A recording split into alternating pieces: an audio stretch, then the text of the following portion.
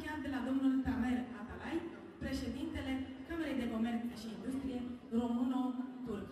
Vă ascultăm.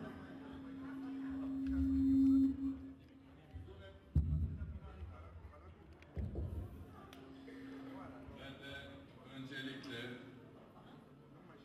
Gazi Demirel, bu gece Gazi Demirel gecesi, Romanya'da ilk Türk sanatçısının CD'sini oluşturarak Roman kamuoyuna tanıtım gecesi. Onun için Gazi Demirel'e sempozyuma başlamadan önce Romanya'daki sanat yaşamında başarılar diliyorum. Yolun açık olsun Gazi, seni daha yükseklerde görmek istiyoruz diyor.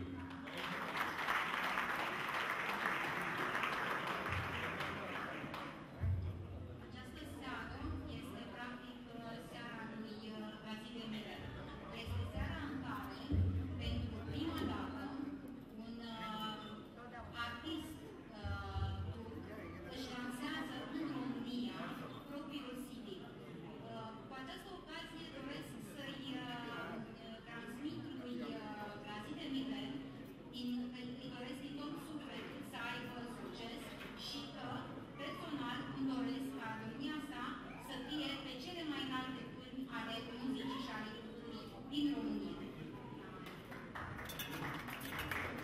Tabii ki bugün bizim için anlamlı bir gece. Türk-Romen dostluk ilişkilerinde Türkiye Cumhurbaşkanı ve heyetinin de Romanya'yı resmi olarak ziyaret ettiği bir geceye rastladı bizim formumuz. O bakımdan Sayın Cumhurbaşkanımızın Romanya ziyaretlerinde Türk-Romen ilişkilerinin daha ileriye taşınmasında önemli bir rol oynayacağına inanıyor. Bu görüşmenin de başarılı geçmesini diliyorum. Serata noastră coincide ca și timp cu vizita unei delegații importante a oficialităților Turciei în România. Iar aici mă refer la vizita pe care o întreprinde președintele Republicii Turcia în România. Sper ca întrevederile care vor avea loc la acest nivel și cu această ocazie să consolideze și mai mult relațiile de prietenie dintre cele două țări, România și Turcia. Tabii bu geceyi müzik, eğlence ve Gazi'nin CD tanıtım gecesi olduğu için ben formumuza başlamak, sizleri daha fazla zamanınızı almak istemiyorum. O bakımdan şu anda formu başlatıyoruz. Așa cum spuneam, această seară este seara lui Gazi Demirel. Nu vreau să vă răpesc foarte mult din timpul pe care urmează să-l alocați distracției efective, de aceea declar deschise lucrările acestui simpozium. Romanya ile Türkiye arasında kültürel ilişkiler 1966'da imzalanan sanat ve bilimsel değişim anlaşmasıyla başlamıştır. Relațiile culturale între România și Turcia, în special dezvoltarea acestor relații, a început încă din anul 1966, an în care cele două țări au semnat Convenția pentru dezvoltare culturală și științifică. Ve 2005 yılında İstanbul'da Romen Kültür Enstitüsü açılmıştır. De asemenea, în anul 2005 s-a deschis la Istanbul Institutul Cultural Român. Türk hükümetinin onayıyla İstanbul Romen Ortodoks Cemaatine Yunan cemaati tarafından Azize Paraskeva Kilisesi tahsis edilmiş ve Mayıs 2004'te açılışı gerçekleştirilmiştir. Anul 2004, în luna mai a acestui an, a fost inaugurată Biserica Sfânta Parascheva din o biserică grecească, în care se împlinesc riturile ortodoxe, iar renovarea acestei biserici s-a făcut cu sprijinul și cu apelul guvernului turc. Aynı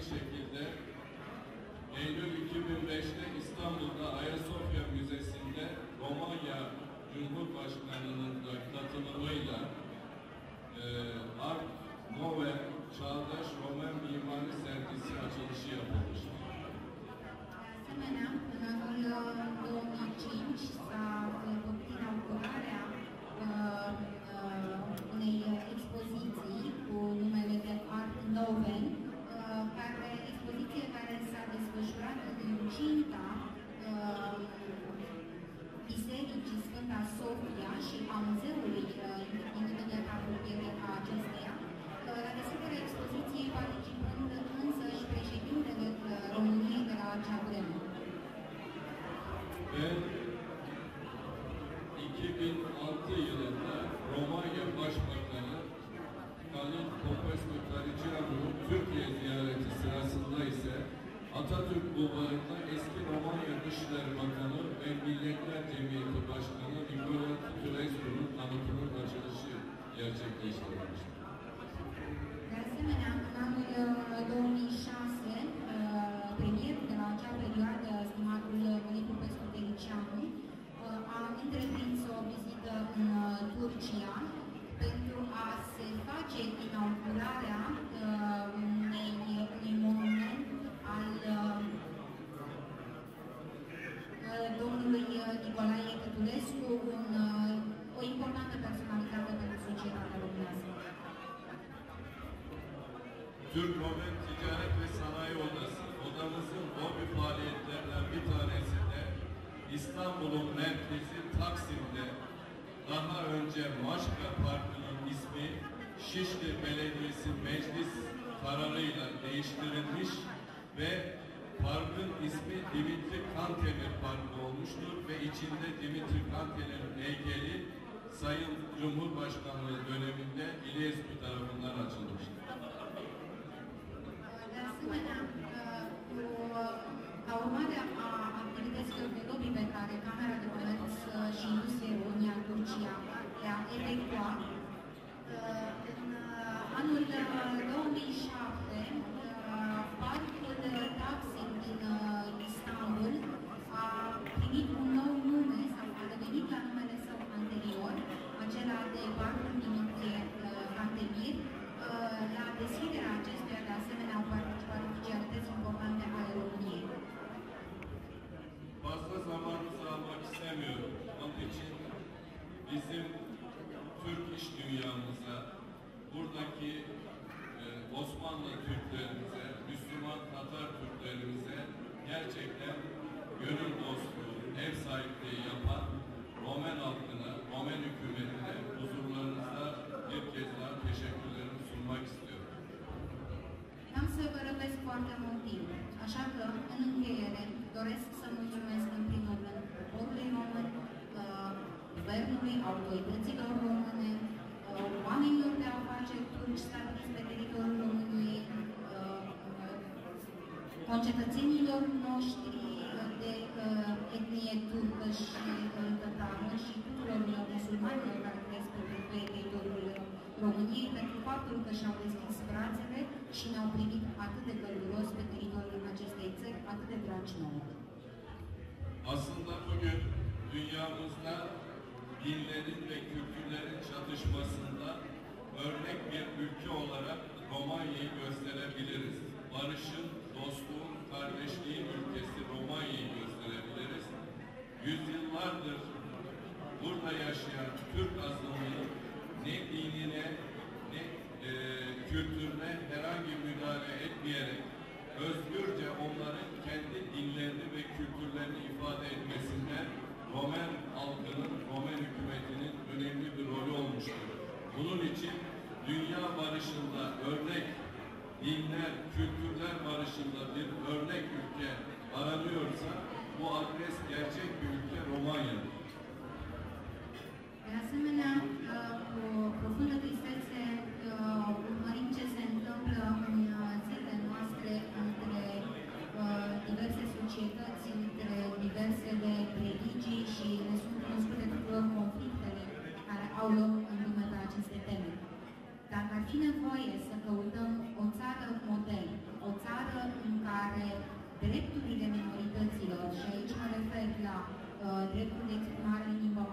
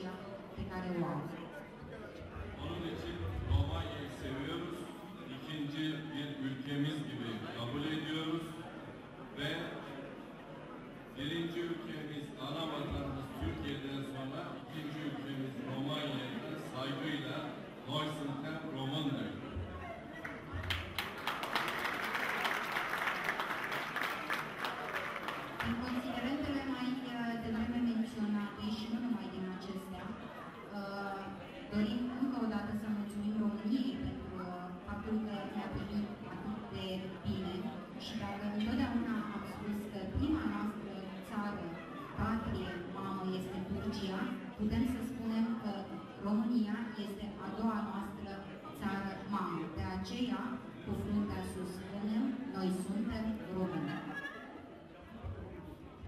Şimdi müsaade ederlerse ilk konuşmayı eski Kültür Bakanımız Azman Todorescu Bey'e vermek istiyoruz. Sayın Bakan buyurun. Permisiunea dumneavoastră îi voi da cuvântul domnului Răzvan Teodorescu, fostul ministru al culturii. Doamnelor și domnilor, știu că nu o să vă plictisesc într-un cadru atât de plăcut. Vă voi spune atâta tot ca intelectual român, când merg la Istanbul, mă simt aproape ca acasă, deși nu vorbesc o babă de limbă turcă.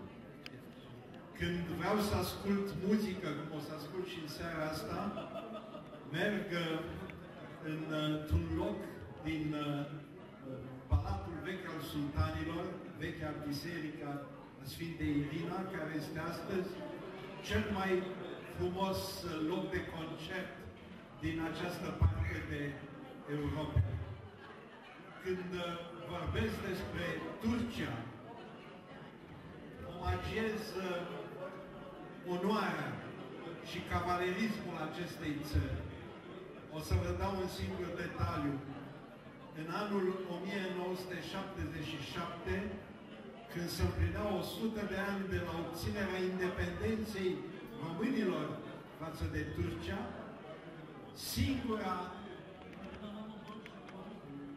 singurul Parlament European care ne-a felicitat a fost adunarea turcească, adunarea deputaților din Turcia. Și pentru că suntem la lansarea unui artist, al lui Gazi Demirel, vă voi spune în încheiere acest lucru. În vremea lui Atatürk, pe frontispiciul Camerei Deputaților din Turcia, erau puse cuvintele lui Atatürk. Toți puteți fi miniștri, toți puteți fi deputați, dar nu toți puteți fi artiști. Vă mulțumesc!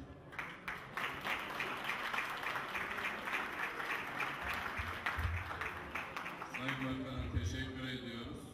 Şimdi de sözü Romen-Türkiye-Romanya ilişkilerinde çok büyük deneyim ve tecrübeye sahip olan tarih profesörümüz Mustafa Mehmet Bey'e veriyoruz.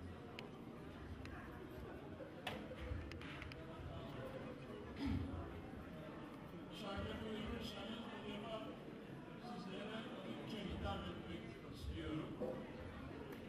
Gerçekten çok mutlu bir akşam yaşamakta olduğumu hissediyorum. Evet, buyurun. Cu permisiunea dumneavoastră mă voi adresa în limba turcă. Așa cum și antevorbitorii mei au exprimat, în această seară este o seară cu totul specială. Gerçekten Türk-Romen kültür ilişkilerinden bahsedecek olursak bunun en azından 1500 yıl kadar gerilere götürmemiz icap eder. Dacă ar trebui să facem discuție, să aducem în discuție relațiile culturale dintre România și Turcia, ar trebui să facem o întoarcere în timp, să ne întoarcem undeva 500 de ani în urmă. Gerçekten Orta Asya ortalarından kalkarak bu taraflara gelen eski kavimlerin başında Türk unsuru gelmektedir. Ne este cunoscut tuturor faptul că de-a lungul istoriei, primii dintre cei care au plecat din mijlocul Asiei și s-au îndreptat spre teritoriile pe care le aflăm astăzi au fost turcii. Demek istediğim Atina Hunlarından itibaren Avarlar, Peçenekler, Kıpçaklar, eski Bulgarlar, eski Macarlar ve diğer Türk Moğol kavimlerinin çoğu buralara gelip yerleşmiş ve bu topraklarda ebediyen kalmışlar. Aici putem face vorbire de multe popoare vechi ale lumii, vorbim de hun, de mongoli, de bulgari, de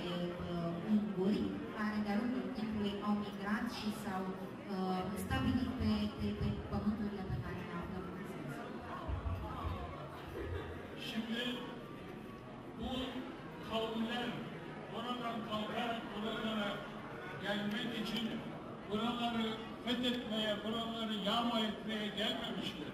Kendilerine barınacak yer aramışlar ve buralarda bulmuşlar ve bu topraklarda yerli halklarla beraber tarihler yaratmışlar.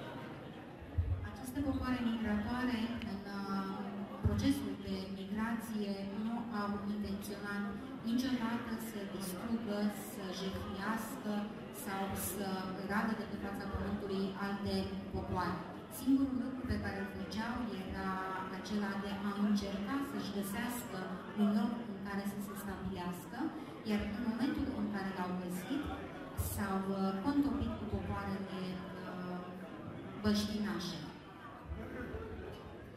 Bu kavimler buralara gelirken dillerini, dinlerini ve kültürlerini de beraberlerinde getirmişler ve onların getirdikleri kültürler burada yaşayan yerli halklara mal olmuştur.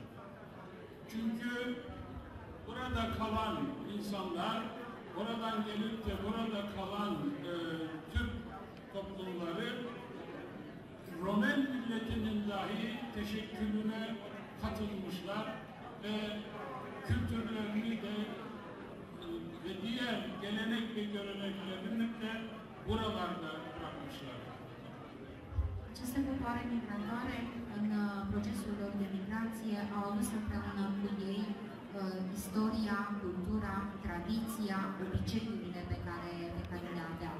Popoarele migratoare care, într-un final, s-au stabilit, așa cum spuneam mai devreme, contopindu-se cu băștinașii, au împărtășit cu aceștia valorile pe care le aveau și iată că în aceste momente avem, pot spune, o cultură comună.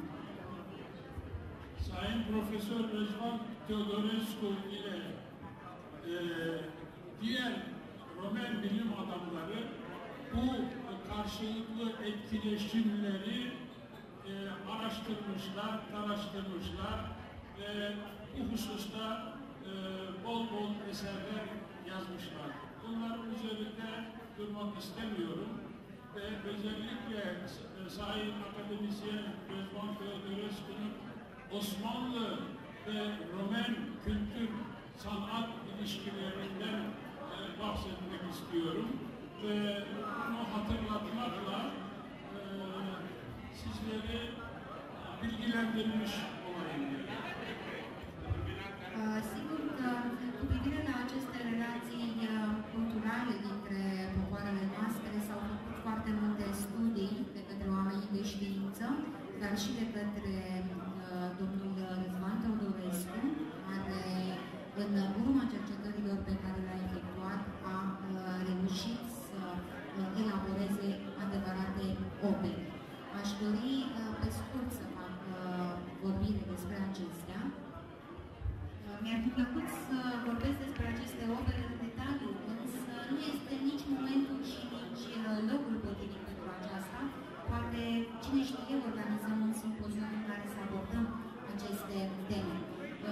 Încă o dată mulțumesc organizatorilor pentru faptul că m-au invitat la această întâlnire, la acest eveniment, iar domnului Gazi îi doresc mult succes în activitatea pe care o desfășoară. Vă mulțumesc!